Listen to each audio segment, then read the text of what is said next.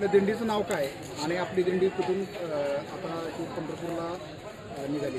सद्गुरू Vishwanath Maharaj रुकडीकर trust आणि दादा महाराज सांगोडेकर सेवा प्रतिष्ठानच्या माध्यमातून या विश्वनाथ महाराज रुकडीकरांच्या दिंडीचं आयोजन दरवर्षी केलं जातं आणि कोल्हापूर ते पंढरपूर म्हणजे विश्वपंढरी ते पंढरी असा हा दिंडीचा आपला प्रवास असतो। आपल्या दिंडीत साधारण 650 वारकरी आत्ता आपल्याबरोबर आहेत आणि सगळेच डॉक्टर, इंजिनियर आणि असे वेगवेगळ्या क्षेत्रात नाव कमावलेले वारकरी आपल्या दिंडीत सहभागी होतात आणि या दिंडीमार्फत गेली 11 वर्ष आम्ही कोल्हापूर ते पंढरपूर ही वारी करतो आहे आणि त्याच्या आधी ज्ञानेश्वर माऊलींच्या बरोबर फलटण ते पंढरपूर अशी आम्ही वारी करायचो। टोटल 40 वर्ष ही दिंडी चालू आहे आणि सद्गुरू दादा महाराज सांगोडेकर यांच्या आशीर्वादाने आणि संकल्पनेतून ही दिंडी चालू आहे आणि ज्ञानेश्वर माऊलींची जी परंपरा आहे, ज्ञानेश्वर माऊलींच्यापासून दादा महाराजांच्यापर्यंत आलेली परंपरा ही अशीच ही विश्वपंढरीच्या माध्यमातून पुढे सुरू आहे।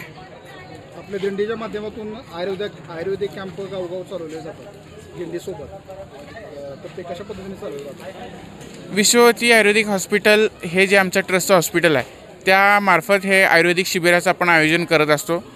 प्रत्येक ठिकाणी गावात जिथं जिथं आपले मुक्काम असतात तिथं तिथं या शिबिरांचं आयोजन आयुर्वेदिक मोफत शिबिरांचं आयोजन होत असते।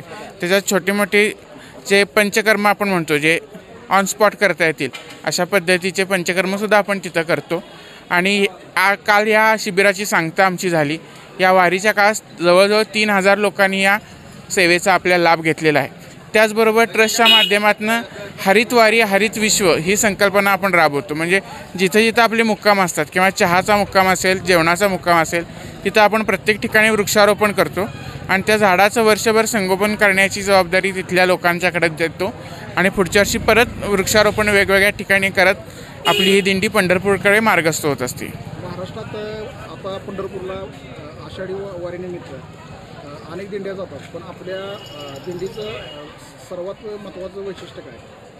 सर्वात महत्त्वाचं वैशिष्ट्य म्हणजे आमची दिंडीचं हे आमची सुगंधी दिंडी आहे। दादा महाराजांना जर अत्तराचा सुगंध आवडायचा त्याच पद्धतीनं ही दिंडीतले प्रत्येक माणूस आणि जो वारकरी आहे तो त्याच्या सेवेनं स्वतःचा सुगंध प्रत्येक येणाऱ्या गावात पसरवत असतो आणि हेच आमच्या दिंडीचं वैशिष्ट्य महत्त्वाचं ठळक आहे। आणि बाकी बघायला गेलं तर सगळे डॉक्टर आहेत आणि वेगवेगळ्या क्षेत्रात ते कार्यरत असतात।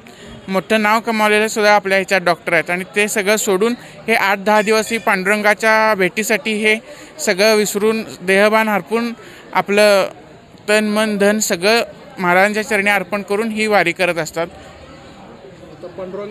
पंढरपूर जे आहे, पांडुरंग आता हाकेच्या अंतरावरती तुम्ही जवळ आला तर तुम्हाला कसं वाटतं आता पांडुरंग भेटीसाठी?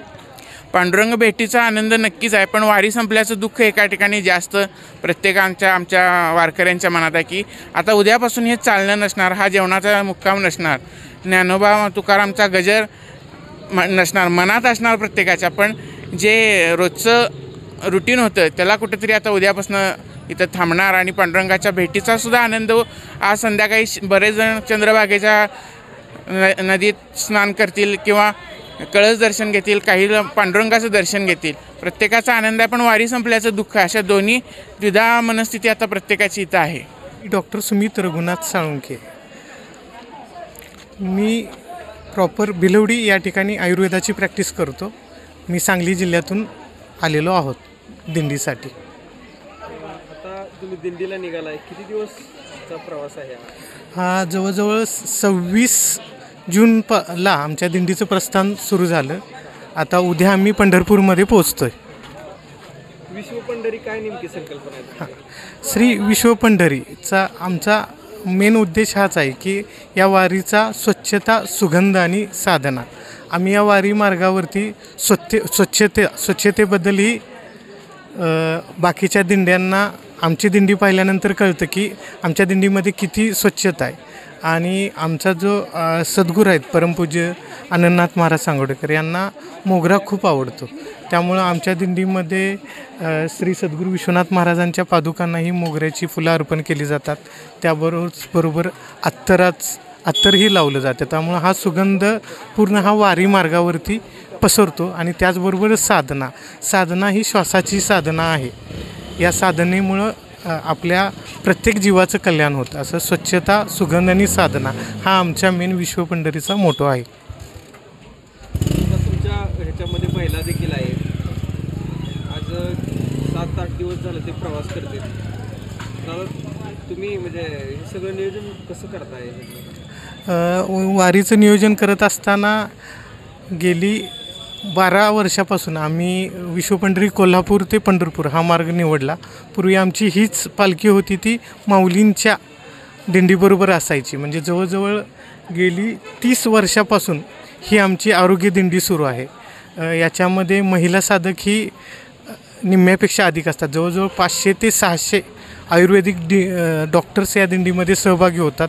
त्याचबरोबर इतर साधकही या दिंडीमध्ये असतात. डॉक्टर व्यतिरिक्त अजून कोणत्या क्षेत्रातले लोक आपल्या आपल्याकडं डॉक्टरांच्या व्यतिरिक्त इतर इंजिनियरही आहेत, त्यांचाही सहभाग या दिंडीमध्ये असतो. त्याचबरोबर आमच्या सद्गुरूंचे साधक आहेत, शेतकरी वर्गही या दिंडीमध्ये सहभागी असतो. नमस्ते, मी डॉक्टर अभिजित जानकर, मी करगणीचा आहे. तर मी सुद्धा ह्या दिंडीमध्ये गेले 10 वर्ष ह्या दिंडीमध्ये मी सहभाग घेतो. कोल्हापूर ते पंढरपूर अशा आम्ही ही वारी करत असतो. आणि आता आमचे अध्यक्ष किंवा महाराजांचे जे चिरंजीव आहेत त्यांनी जे सांगितलं त्या पद्धतीनं आमचे हे उपक्रम चालू असतात. आरोग्य शिबिर पण चालू असतं, त्याच्यानंतर हरित विश्व हरित वारी अंतर्गत वृक्षारोपण पण चालू असतं. आणि त्याच्याबरोबर व्याख्यानमाला पण एक चालू ठेवलेली आहे आम्ही, की ह्या वाटेवर असणारे जे काही शाळा असतील त्या ठिकाणी आरोग्यविषयक आयुर्वेदाचं नॉलेज देणं, व्यसनमुक्तीवर व्याख्यान घेणं किंवा असे बरेचसे वेगवेगळे विषय आम्ही चर्चेसाठी म्हणजे व्याख्यानासाठी घेत असतो. किती डॉक्टर वारीमध्ये सहभागी आहेत? साधारणतः 550 ते 600 डॉक्टर्स ह्या दिंडीमध्ये आहेत. आणि इंजिनियर पण असतील, खरं तर एक साधारण 30-50 लोक असतील इंजिनियर लोक. आणि बाकीच्या क्षेत्रामध्ये? बाकीच्या क्षेत्रामध्ये काही उद्योजक लोक पण आहेत, शिक्षक लोक आहेत, नोकरदार लोक आहेत. वारी करण्याचा तुमचा उद्देश काय? म्हणजे आज तुम्ही डॉक्टर उच्च शिक्षित, तुम्ही वेळात वेळ काढून म्हणजे पूर्ण डॉक्टरांचं शेड्यूल एकदम बिझी असते. आपणाला म्हणजे काय याच्यामध्ये निश्चित काय प्रॉब्लेम? जे काय सुख समाधान हा जो विषय आहे ना, तो किती तुम्ही पैसा कमवला किंवा किती तुमच्या ह्याच्यातून प्रगती केली, तर जे काय सुख आहे ते जे काय विठ्ठल नामात आहे किंवा हे अध्यात्मात जे सुख समाधान आहे ते समाधान दुसरीकडे कुठे भेटत नाही. त्यामुळं आम्ही ह्या दिंडीमध्ये असतो. तर उद्या ज्यावेळी पांडुरंगाची भेट होईल त्यावेळी तुम्ही पांडुरंगाकडे काय साकडे घालणार?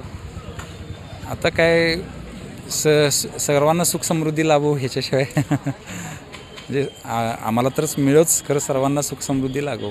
जसं ज्ञानेश्वर माऊलींनी पसायदान केलेलं आहे की हे सर्व विश्वालाच सुख शांती समाधान लाभो, तसं आम्ही मागणी मागू.